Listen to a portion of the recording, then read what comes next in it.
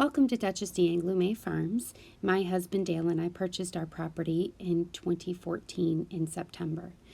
We had been leasing land for our Percherons for many years and decided that we needed to find a permanent home for them. There was nothing close by to our primary residence, so we spent some time looking and found this property 1 block away from our home.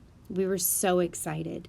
When we got there, we began cutting down trees, dragging brush, and burning it. It has taken us so many years to get where we are today, and we wanted to share this journey with you as we have it has been a labor of love for us. When we purchased the property, there was an existing house. There was a 2-story home with a trailer inside. We call it a trottage.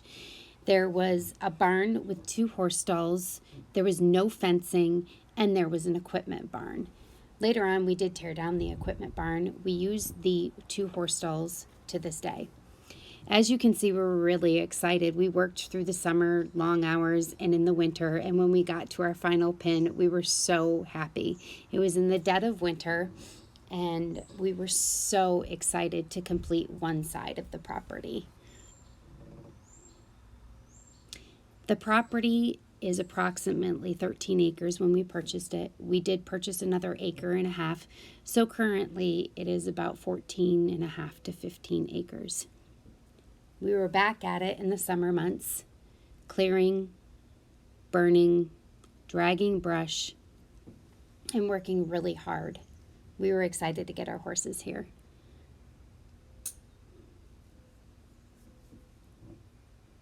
We did cut up all the trees, and we use it for heating our home from our fireplace. In August, I believe that same year, or maybe a year later, we rented this piece of equipment called the forestry tool. The forestry tool has carbide teeth on it, and it'll cut down pretty big trees. So we rented this for a weekend.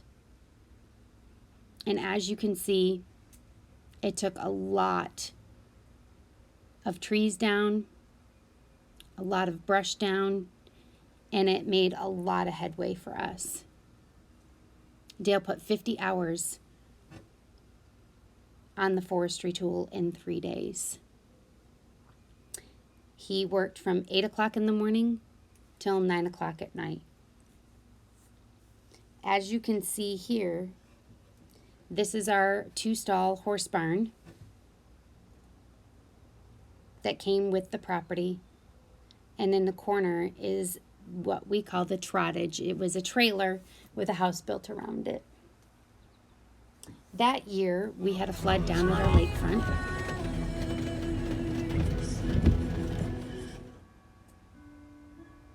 Which resulted in tons and tons of shale. Dale and I took our bobcat down to the lakefront. We cleared all of the shale off and ended up taking 40 dump truck loads up to our farm. We deposited there to use for the foundation for our existing barn today. Not only did this happen one time, but I believe it was 2 weeks later it flooded again. So we took more of the shale out and we transported it to the farm for the foundation for our barn.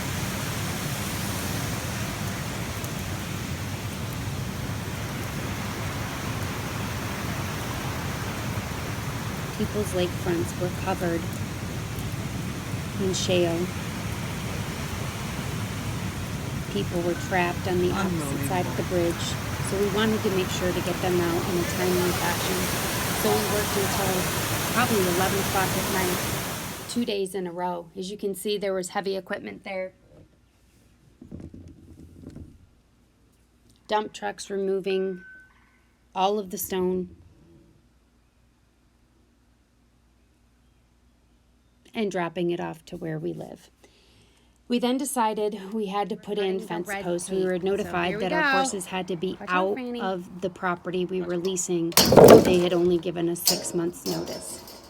So we had to make a mad dash and put in over 200 fence posts.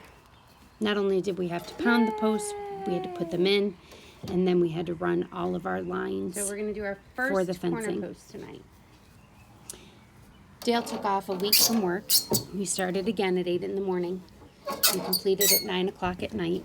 That week was so hot, it was 90 degrees. There it is. And we put in 200 fence posts. We did try and find someone to do it for us, but they wanted over $17,000, and we thought we could do it a lot cheaper. And we did. We did it for about $7,000 by ourselves.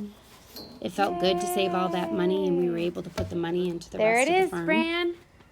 There's our dog, Franny. She has since passed. She had corner cancer. Post. Oh, mercy. She was the best dog ever. Okay, here we go.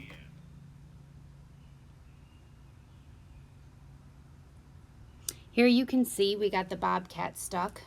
That was a lot of fun. Once we got all of the posts in, we made a homemade jenny so that we could roll out the fence line easier. And as we went, we pulled the line and we measured in between all of the lines so that they were equal distances apart. Later on, we purchased a backhoe for the bobcat so that we could dig the water trenches and the electrical lines for a barn we had started to plan to build. First time using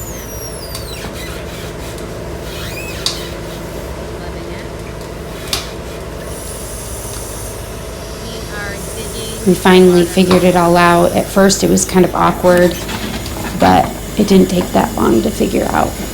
We purchased water posts that required no electricity. The horses would just push that paddle down and the water would come up and it would be a constant same temperature because of how deep we buried the lines.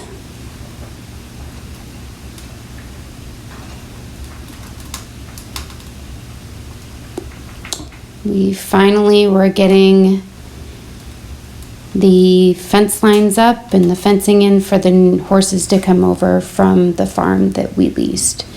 This is our equipment barn. That is our carriage house. As you can see, the equipment barn, it had like a rubber roof. It didn't have any concrete in it. And so we decided to take that down. This was going to be a new equipment barn, but then COVID hit. And we decided that we needed to build one barn instead of two due to the prices of lumber. So this is the location of our new barn that we are currently building. This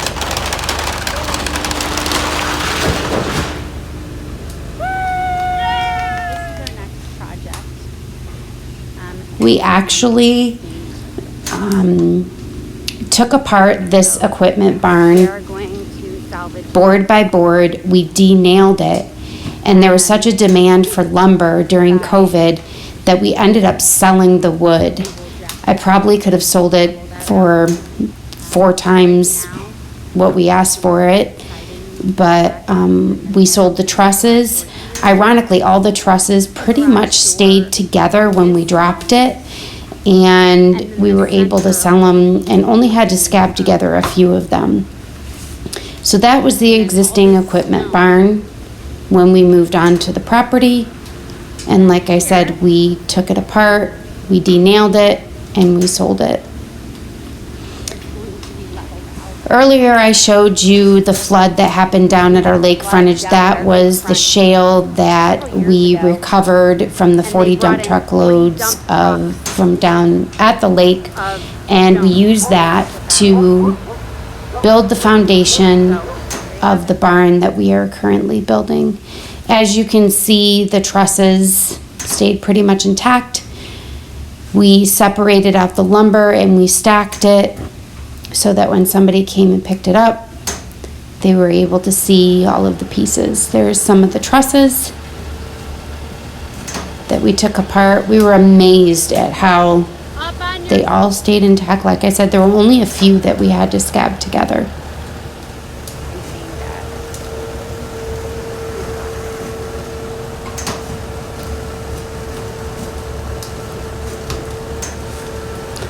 that existing house in the background is where we were going to put the barn.